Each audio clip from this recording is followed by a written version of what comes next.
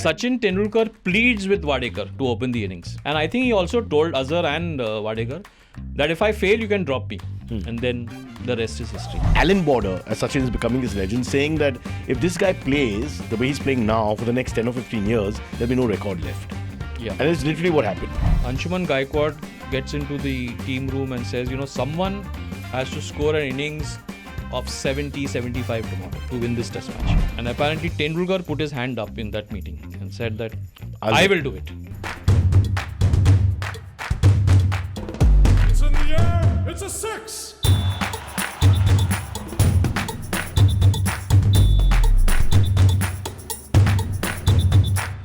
Welcome to Century of Stories Cricket, powered by IDFC FIRST Bank. And today it's my pleasure to have on this show one of the greatest cricket lovers of all time. Also a sports editor of a leading newspaper whose name I should not mention. But hey, goes back a long way with me in the sense that we are both now aging. But we don't look it, of course. Just the other day, Karan Johar called him for an audition and Clayton Murzello said, no, cricket is my first love. No to the movies. And today we're going to talk about the great Sachin Ramesh Tendulkar. Now, remember, we've already discussed part 1 of the rise of Tendulkar in Mumbai. But now we'll look at 90s, which many will say would be his pomp. Although, of course, there's 13 years after that as well. This is the 90s and Sachin Tendulkar. Let's talk about a man who knew every minute detail. When Sachin made his first crore, that first draft taken to the bank was Clayton Murzello's hands involved in that, their very first draft. But we won't get into the finance, we'll get into the cricket though. Clayton, welcome and please. Thanks, Iris, for having me here. I'm very honored and it's great to talk cricket with you always. So, when saying you're very honored and all this sounds like sarcasm, but fair enough. No, I am. Yeah. Please stay, because we love cricket. This show is all about cricket. I can just talk. I think we should have a country where people just talk cricket. Oh, we do. It's called India. Let's get to Sachin, your experiences. And because you have more personal insights also that perhaps a lot of lay people would not even dream to understand or have shared with Sachin. Because you are the crop of journalists who, that whole, I think that 80s and 90s group of cricketers know you intimately, if I may use the word.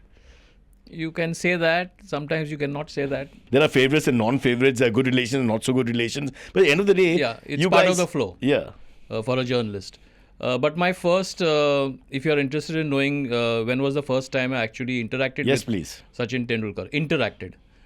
It was in a tent at Azad Maidan. I used to manage a club called Sundar Cricket Club. Very famous for those who don't know Mumbai. The Very first famous. winners of the Kanga League. Yeah. And we were playing Shivaji Park youngsters. And for some reason, CCI was either not playing that tournament or they had lost in the first round when Sachin was not available. So Sachin played that game. Sandeep Patil led Shivaji Park youngsters. And I was assigned by a Marathi magazine to do these intimate interviews. So I wanted one intimate interview with Sachin Tendulkar. So I approached him after the game. I remember he was packing up to leave home. Sachin is already a star by now. Huh? Yeah, he's just come back from New Zealand. Right. He said, come over to my residence at Sahitya Savas. He gave me directions also. Take the 87 bus, get off at this stop, then walk back. Yeah. He was staying on the fourth floor, I think. 3rd or 4th floor. And his father opened the door. And as you all know, his father was a very modest man. And he said, come in. And he said, Sachin, someone has come. So Sachin came. I remember he serving me tea and biscuits too. And then we conducted the interview. It was very nice. It was the start of a long-term relationship. And I've been really fortunate to cover him all those years. The big change in his personality, I thought, nothing good or bad here, just saying that he became more slightly extroverted, more out there as time went by. And suddenly he became a very good speaker. But initially he was hesitant, he was shy, he was quiet. Also, he was 17, I think, at that time. Like all of us, shy, very safe in his answers. Yeah. In fact, even till the very end, he never gave you great copy. Diplomatic, that's a fair point. Yeah, he never gave you great copy. But you were lucky to get him. You had to chase him a bit. I've been lucky. Yeah. I've been really lucky to, I mean, he has spoken to me in the darkest of hours. Literally and the mood-wise. He opened up to me without being controversial. Let's put it that way. So I was lucky.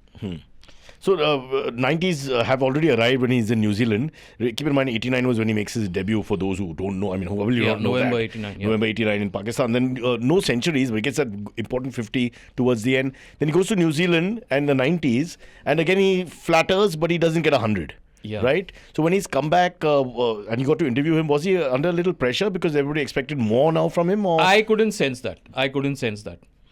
As you know, he showed all his confidence on the field. Yeah. So take us through those early years in the 90s as Sachin becomes... I remember Alan Border, as Sachin is becoming this legend, saying that if this guy plays the way he's playing now for the next 10 or 15 years, there'll be no record left. Yeah. And it's literally what happened. I mean, he played for 20 odd years, but literally broke everything in sight. I mean, except for 99.94, everything went. And maybe the 10 double centuries of Bradman. I can't think of anything else. Yeah. And little late to get a double century. Yeah. But I think the savagery in his batting was mostly seen in the 1990s. Yeah. Yeah. After that, people say that he became an accumulator of runs. But then you also you've got to take into consideration the back injury, the tennis elbow injury. That may have affected his game. While we all sit back and say, he's just accumulating runs, he's not blasting away. That could have been the reason. And with age, all these things come. So, I mean, there's nothing... But again, to come back to the 90s, there's none of that in the 90s. In the 90s, he's God. He's absolutely God. And when he gets going, he gets going. So, let's go a little ahead. Then he gets that first test century in England. And then, of course, by now, everybody's talking about him as who can stop this guy. So, take us through his achievements in the 90s, whatever you remember. The Sydney Hundreds and the Perth Hundreds. Okay, against a very powerful Australian team. Yeah, many people feel that the Perth 100 was better because it was on a more difficult track. Yeah. But Richie Benaud, who saw both these innings, says that the Sydney 100 was more superior. But he was outscored by Ravi Shankar Shastri. Yeah. So and helped by him also. Yeah. So because while the Bob brothers were chatting away. Yeah. In fact, Tendulkar wanted to join in, and at one stage in the innings, Ravi Tendulkar said that I'll get done. Yeah. I'll get it done. I'll get back. But Ravi said no, you just play your natural game. We'll handle that. But coming back to the Perth 100, this is Perth at its fastest. The Optus Stadium, etc. now is apparently not that quick. It's quick, but not that quick. Not that quick. But this is a wicket which is unparalleled. And got cracks in it. When you make 100 against a really powerful Australian attack on the fastest wicket in the world, and you're barely, 20 years old or something in your 20s, I mean, in his mind, he must have known by now that he is like the best in the world. Yeah, but that's the greatest thing about Tendulkar, no? He never... It's not that he did not take himself seriously, but I don't think he took anything to head. But for you, the but the point where he goes to another level is the Aussie-Australia series where he makes these two big centuries. In losing causes mostly. Yes. I mean, we weren't able to win anything, if I remember correctly. I think one day game in the entire series, something like that. Yeah. Nothing. I mean, even in South Africa, we lost that test series. But Correct. he scored 100 in Joburg, I think. Yeah. That was another This impressive is with 100. Azhar, that big partnership? That was in 96-97, Okay. that big partnership. Yeah. That was in Cape Town. But that Cape Town partnership between the two of them, for me, is amongst the most unbelievable Indian batting. I know Lakshman Rahul Dravid, that was 281 and 180 odd. Fantastic. But I'm just talking about the quality of dominance in that batting. They were batting like Richards in Greenwich. No less. It felt like that. Correct. The way they were batting. And the savagery, which neither of them were known to be the savage while batting. It was like, for me, watching it, I had goosebumps. I still get when I'm telling you the story right now. It's ridiculous. Yeah. And all his hundreds was savagery in the 1990s. I mean, sad that, we feel that it was not the same Tendulkar in the 2000s. But then that's the way it was. As you look at the progression of Sachin Tendulkar through the 90s, one of the big moments, of course, would be the fact that this illustrious school relationship, which of course made world records and is known to all cricketing countries, not just India or just Mumbai. Vinod Kambli joins him. Sachin is already a big name now. He's about 3-4 years into international cricket. Kambli gets his break finally and hits 2 double centuries back-to-back Zimbabwe, England. Take us through that phase now, where the two of them are together. It was such an exciting time to be a Mumbai cricket fan, actually, to see Tendulkar, Kambli together, scoring runs together. Also joined by Praveen Amre. Yeah. What a double 100 Kambli got at 1KD, and Tendulkar missed out on 100. And I remember one banner, not a banner, a chant actually. a message to the England team that wait, tham re, there is still amre. Very nice. Yeah. You know, apart from being an Indian cricket fan, it was such a great time to be a Mumbai cricket fan. Right. To see all those players playing and Kambli and Tendulkar blasting away. And this is a time when Mumbai still gave you 4 or 5 internationals in the team. That's a passing phase now for us. Not likely to happen in the near future. It could happen. I don't know, maybe in white ball, but in red ball, I'm struggling to put together 4 or 5 players. But coming back to that, watching them bat together, let's ask you that big controversial question. Who did you think was better at that point? Between Tendulkar and Kambli? Just that series, the 2 series, Zimbabwe and the England series. I would still say Tendulkar. Because although Kambli was talented, I don't think he made more that runs kind of a that season and made more runs. Yeah. But don't forget Tendulkar's 100 in Chennai. Right. A big 100. Yeah, of course. Yeah, so I don't think Kambli played on the opposition's mind so much as Tendulkar. Because the Englishmen knew what Tendulkar could do. Tendulkar had 4 or 5 years of legend before that. Unfortunately, Kambli faded or got injured and then, came back, got injured again. And then by 2002, his story unfortunately ended. But it was a romantic period for a Mumbaikar journalist also, for you to think of these 2 boys, the Lennon-McCartney, the Salim Javed, so to speak, the combination that we were all talking about and thinking, my God, if these guys get together and bat like they bat for Shardar for India. And just for a little while, that candle was burning. Yeah. As I said, it was a great time. Kambli, I don't know what happened. Maybe he was not all that good, I'm being kind here, against the bouncing ball. I think the West Indies toured in 94 and sorted him out a little bit. Yeah, I think in that one Kenny test match when and Kambli got out late in the day, that could have been could have been a turning point. And the record shows that, he was not all that prolific against the fast bowling. All right, we'll come back to Vinod Kambli hopefully and do a story episode on him. But in the meantime, we're going back to the Sachin legend, which is still growing and growing and growing. And then one-day cricket, he's played about 70 odd one-day games without getting the kind of success that he gets in red ball and not perhaps getting the stage. And then somewhere somebody decides that we should basically get this guy to open. This was in 93-94. Ajit Wadekar was cricket manager. Sidhu reported ill, I think stiff neck or something, in New Zealand. Sachin Tendulkar pleads with Wadekar to open the innings. And I think he also told them told Azhar and Wadekar that if I fail, you can drop me. And then the rest is history. And I think after that, a lot of people started thinking of putting their premier batsmen at the top, where they were batting at 4, 5 or even 6 sometimes. In terms of revolution, I think Sri Lanka started it. Yeah. But that comes in later, 96 onwards. Sanat 95 in Australia. Yeah, in Australia. Towards the end, and then the 96 World Cup. All right. We're talking like 2 cricket tragics who want to out-argue each other, but Clayton is the god. I'm just the disciple. No, I'm in no competition. Yeah. As we go ahead, there's that fantastic battle with Shane Warne in the desert. I remember, which of course, Operation Desert Storm. Desert Storm. Do you remember that? Tell us about that. Yeah, I remember watching on TV and probably an interview after that. But it all started at the Brabant Stadium earlier in the year, where he got a double century for Mumbai. In the 4-day game. In the 3-day game. 3-day game. By the way, I saw some of that batting. Oh, great. Yeah. By lunch on the 3rd day, it was all over. He was toying with the bowling. It was. I think that just killed Shane Warne's India sort of, legacy. And it was well planned. Yeah. See, Tendulkar was thinking Bombay, but he was also thinking India. India had to win that series against Australia. And each time Tendulkar approached a series against Australia, he truly believed that we could beat them. This happened while talking to him even before the first test he captained India in 96. When Warne was not there, right, he expressed confidence. Even before the 2001 series, he was confident of beating Australia. IDFC First Fact. The year 1998 was Sachin Tendulkar's annus mirabilis. He scored 1894 runs, 1894, my car number, in ODI cricket that year at an average of 65.31 and at a strike rate of, wait for it, 102.16. Close to 3 decades later, this tally remains the highest that a batter has aggregated in ODIs in a single calendar year. That's 20 odd years later. Unbelievable. We'll go a little back now to him being the first, how do I say it without sounding racist, non-white cricketer to play for Yorkshire. And definitely the first Indian. Yeah. Yeah. So how did that happen? What's your memory of that? I think Craig McDermott was supposed to play for them that year, and he was injured and they were looking for someone. And They want another fast bowler, they asked for Sachin. there was a buzz around England because of his presence.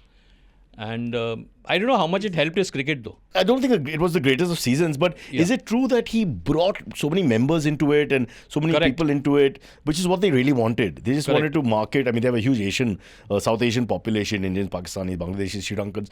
All these guys are getting involved, plus ethnic English if there are any of them left. Yeah. And just this one man turning up just changed the market. Yeah. And also, it's to them, it's the players' responsibility to create that buzz among the members. Oh, is it? Yes. So, like your friend and Shishir greet. Ratangadi would tell you Yeah. that a player just cannot pack off and go after a game. Oh, He's got to socialize with the members. This is You part should of the have a contract. drink. Yes. Clayton, this is part of the contract. Not maybe part of the contract. but Informal contract. Yeah. You got to socialize with the members. You got to, talk cricket to them. I did a piece last year on, club commitments. And a lot of people told me that, how they used to work at, they used to do odd jobs during the week. But also help the club because the club members raise money for them, for their fees. You think this must have made a difference in his personality in a sense? Because now he's in a foreign country, surrounded by, I'm sure adoring fans also, but it's not home, at the end of the day. And do you think just coping there and like you said, doing these marketing sort of things and meet and greets and all that, you think that's... Yeah, I'm not sure what Tendulkar did to. No, I'm sure they would have had to use him. He's quite people friendly now.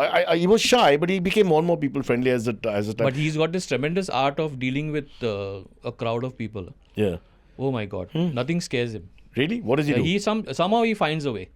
As in, what do you explain? He doesn't get too intimidated by a crowd. By a mob, you mean? Yeah, he's got this. I've seen this at airports and functions. There's a and famous reel quite cool. where he's playing cricket in a gully when he's walking. I don't know if it's set up or not.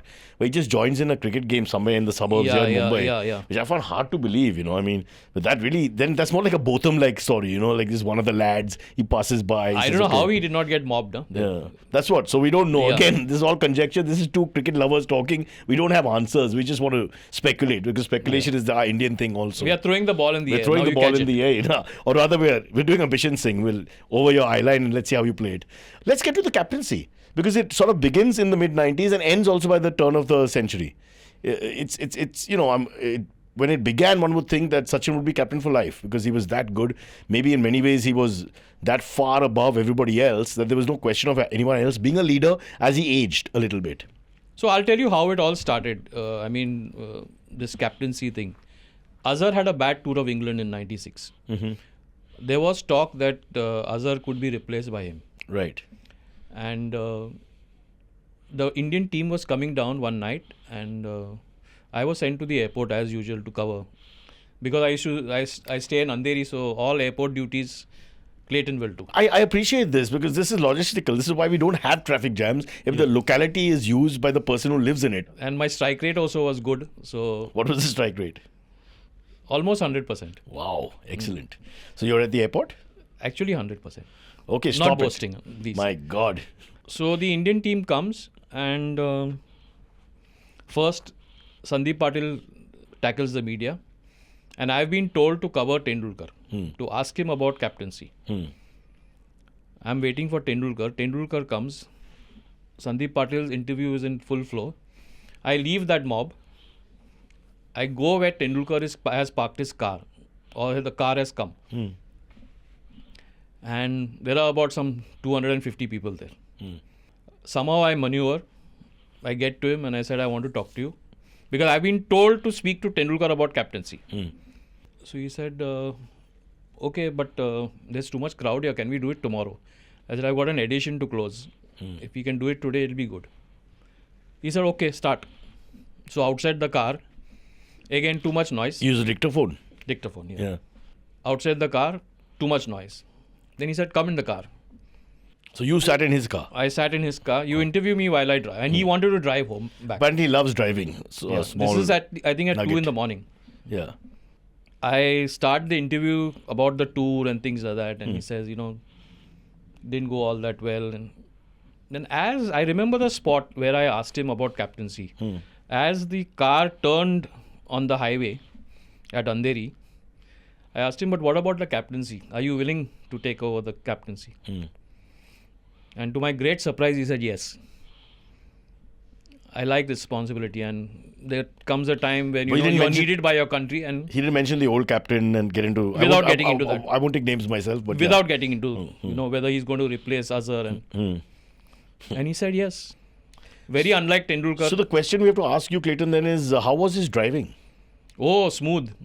I could see that he was enjoying his driving. Was driving a bit like his batting? Was it a little fast and furious? No, Huh? very safe. Wow, excellent. So that was the acceptance of the captaincy. It starts pretty okay. And then somehow, what I read, I'm trying to remember who wrote it. One of the problems he perhaps had as skipper is the fact that his standard is so high that he can't understand why you're not able to understand what I'm saying. And for example, he was one of those guys who ran, would tell Srinath what to do. He would rush from slip and, wherever. Someone said he wanted a wicket every ball. Every ball. So you must have noticed that as well. He was always communicating. And there's some people who think that, over communication destroys the confidence of the bowler also. Probably.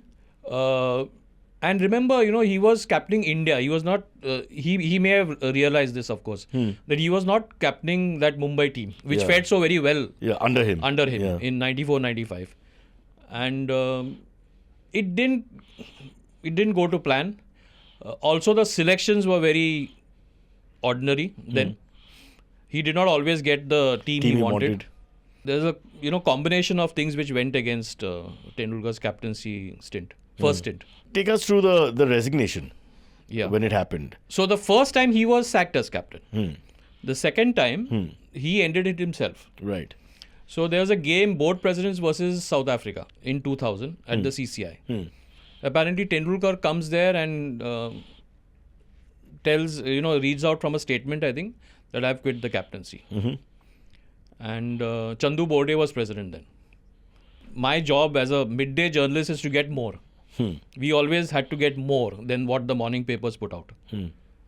So I remembered that evening that there was a book release function which Tendulkar was supposed to attend.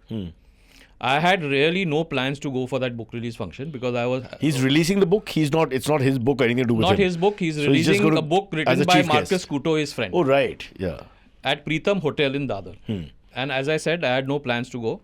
But I wanted to get more from Tendulkar. That's why I went. When I land up, there are about 400 people ahead, all near the stage. And I had to make my way. And I was convinced that he won't talk about it because he's given out his statement. The end. It's a long story on how I got to him. It's not a long story, it's a boring story. But tell us quickly, the main point being that he does, you've had interactions with him. So you have the ability to actually put your hand up and say, Sachin, can I talk to you? You're 50% there with that because you I had to get to him to talk. I got him aside and I spoke to him about the captaincy. And my main question was, of course, I shouldn't have expected the answer which I want. But he said Azhar had nothing to do with it. And I think he said that it was affecting me as a person also. So I just quit. His own interpretation was he was unhappy. Very unhappy. It was affecting him as a person. I think failure also, hit his pride. Yeah, I mean, this is a guy who's never failed in his life, literally. And then suddenly the one thing he can't control is the actual performance of the team. Yeah. And, strangely, he did not quit. He led the team in those 2 tests. And then Ganguly took over for the one-day series and then became great captain of India. Right. He did not quit after losing the test series against South Africa. We lost 0-2. But we don't know what the board and him had discussed and all that. So it's possible that this was the way out. Maybe. We never know what the board discusses with their players. Yeah. Okay, so let's stop here for a second and look at his best year in the 90s and some say in his entire career, international year, which was 1998. Where he's got all these runs against Australia. He's got 7 combined centuries in all forms. And against them, Damien Fleming apparently went on record saying, if I see Tendulkar's face again, that's it for me. Unbelievable. It's Bradman-esque and beyond.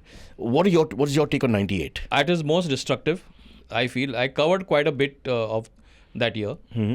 Starting from the CCI game in Mumbai. And the Chennai test match. And the Bangalore test match, of course. From what Anshuman Gaikwad told me, that, we all know that the game was in the balance till the 4th day. Which one are we talking about The now? Chennai 100. Okay. Where he scored 155. Right. Anshuman Gaikwad gets into the team room and says, someone has to score an innings of 70-75 tomorrow to win this test match. Someone. And apparently Tendulkar put his hand up in that meeting and said that I will do it. And he goes on and gets 155. Scary pressure. Yeah. That is actually where that Warne factor came in. He had the wood over Warne. That is the test match. Then going a little forward to the one-day series in Sharjah. Of course, the Sandstorm hundreds. Yeah, they expected to be back-to-back. I mean, in those days... No, it had all the makings of a fairy tale. I mean, imagine getting 100 on your birthday and then getting that car from Mark Mascarenhas. Tell us a little bit about the Mark Mascarenhas story, because that also changed the whole outlook of cricket for sports personalities. True. Because the whole money game changed with Sachin. Sachin has brought in everything, actually. So Sachin and Mark, huge combination. Yeah, and such a risk taker. I mean, I remember reading somewhere, someone asked him, what did you feel after signing Tendulkar for such a great deal? Yeah. He said, I came home and I looked up and said, what have I done? Just take us through the deal quickly. A lot of people won't know Worldtel. The deal was that they pay him X amount and then they have to recover it because they'll have to make sure that they get these endorsements, etc., yes. to pay off and more. Yeah. So what was they went the whole hog. What was the sum? 100 crore, maybe. Ridiculous. Back in 1990, mid-90s. Yeah. 95, 96. 95, 96. Yeah. All right. So he does this deal with Sachin, no doubt the batsman of his generation, but then he goes home and realizes he's got to come up with... That's what I read, yeah. Wow. But at the same time, Mark had great confidence in Sachin. And I'll tell you a few things about Mark Mascarenhas. When Tendulkar was going through that back injury, I interviewed him because I believe Ian Chappell recommended the doctor. And we were talking about Tendulkar's recovery and going to England. And then he said, look, man, I just want the kid to get better. I don't want anything else. So he really cared for Sachin. He was not an agent only. He was a friend of Sachin's. And Tendulkar has gone on record to say that Mark never forced me to do anything. For Mark, my cricket came first. Like, for example, the Worldtel deal was on during the 96 World Cup. Tendulkar got a bat contract. If you notice, Tendulkar played without a sticker in that tournament. Right. But Tendulkar, for some reason, did not want to sign up anyone during the World Cup. Probably his focus. Right. He did not want to get distracted. So they didn't sign the deal. Wow. The MRF deal came later. But for that tournament, Tendulkar did not have a sticker. So do you think he was that confident in his own marketing ability of himself that he could skip a tournament and I think so. That what we spoke about, each one has that confidence in himself that I can be a world beater without telling the world. No, and they were. It was a very successful partnership. Tragic ending, of course. We won't get into that. Yeah. But, and it set the bar very high now for the rest. Suddenly we were like in football space, so to speak. Because this kind of money has not been seen in cricket by anyone. With due respect to Kerry Packer, India, who started, bringing money into the game. Before T20, we had Reliance. To begin with. So suddenly this one deal, I think all the cricketers, all the superstars of world cricket must have all been thinking, where's my Mark Mascarenhas? Yeah, and they did get Mark Mascarenhas. Like Ganguly was managed by Worldtel for a while. Agarkar was managed by Worldtel. Our chairman? For a while, yes. So there you go. It all started with Sachin Tendulkar and Mark Mascarenhas. You could say that. And today, correct me if I'm wrong, all cricketers of any repute have agents, have people representing them, have management of their own. Sometimes they own their own management companies, talent management companies, without taking names. So, but the birth of all that is Mark Mascarenhas and Sachin Tendulkar. Yeah, complete revolutionary. I mean, and at the end of the day, a very fair man. Don't go by, his appearances. Many people called him a bully. Probably he was. But he was also a very good man and he was a very fair man. Similar to Kerry Packer. With real affection. Oh, that's interesting. Kerry Packer was a very fair man. Right. As in Caucasian. He wanted Caucasian all his features. players to be contracted. No player played without a contract. Right. But all said and done, I think both we can use them in the same breath because they revolutionize cricket from a management and business and commerce point of view. There's no question about that. One last thing I want to ask you. The injuries to Sachin became more evident, the big ones, the back, for example, during one of these innings. I think the Chennai test. Correct. Yeah, I think the back injury started with Chennai. He got lucky. He worked damn hard to get back to his peak, which he did. But it's always there then. Once they get that injury, it's always there or thereabouts. So it keeps coming back, keeps recurring. It's. I mean, he's played so many years of cricket. Already played so many years of cricket. Yeah. Will play. This is at the halfway point, and you've got to expect some wear and tear because he's played everything. He didn't back off from anything. He wants to play everything. You mentioned that in the show as well. He's the kind of cricketer who like puts his hand up and says, "There's no rest. I want to play more." Now So imagine, what happens at the back of your mind. You're always fearing something, Yeah. Like we all do. If we suffer from something, we always fear when's the next come. Right. I mean, he wrote all that. Yeah. But before we conclude here, what would these are very tough questions, but whatever comes to your mind, what would be the best innings of the 90s? From Tendulkar. Best that you have seen. Not just because there are many that we didn't get to see sometimes. The two innings which did not eventuate in hundreds at 1K Day against Australia in 2001. Okay. Most enjoyable innings. How much did he make?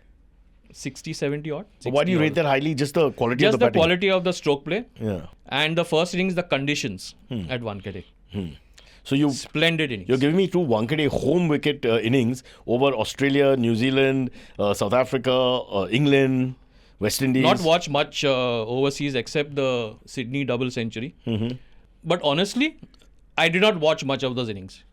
I was busy interviewing people. Okay, so the live you're saying is mostly what you saw in India, basically. Yeah. And so you rate these two innings 60 odd in both innings? 70, and you'll have to check the... Yeah, 70 odd and 60 odd as the cream innings when you've got so many test centuries and one day centuries. Yes, to I would talk say about. that, yes. And it's not only because I was just sitting behind in the press box, just down at the press box. Yeah. I enjoyed those innings. The stroke play was outstanding. Favorite Sachin? Why me? Even Raj Singh sitting in the VIP enclosure in front just stood up and shook his head. I can remember That's that. a pretty good impression of Raj Singh, by the Yeah. way, for those who remember him. Your favorite shot of Sachin Tendulkar from the 90s or from what do you Straight remember? drive. Always. That punch. Yeah. The punch straight drive? Yeah. Yeah. It's unbelievable, the timing on that. All right, well, before we go, my last question to you would be, if you met Sachin Tendulkar today, retired and now, doing all kinds of things and the legend that he is, and you asked him to drive you, would he? Of course he would. Talking about driving, I'll give you an example. Around 3 years ago, I was going to Leelavati Hospital. And Sachin was driving and I did not know. Suddenly I get a call. Private number. Private number, who can it be? I don't know too many CBI. celebs. So it's Sachin Tendulkar. Asking me that I saw you entering Leelavati Hospital. Everything fine with you? I said, yeah, I'm just going to see someone. So that's how he is. Wow. That's pretty I mean, nice. why would he do it? He didn't have to. He didn't Honestly, have to. he didn't have to. Really. That's pretty good. But just to prove to you that Clayton and Sachin are very close, he's going to call him right now live on this show as we record it and get Sachin to talk to him. As Sachin also will say, we are not close. Just kidding. But thank you so much, Clayton. That was Sachin from the 90s.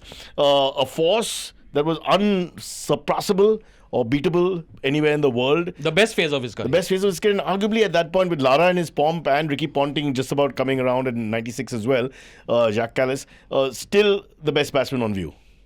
Undoubtedly. Undoubtedly. And in the 90s at least. Then we can argue after the turn of the century whether X, Y, And Z. this is when we missed Viv Richards, but then we got Sachin. Yeah.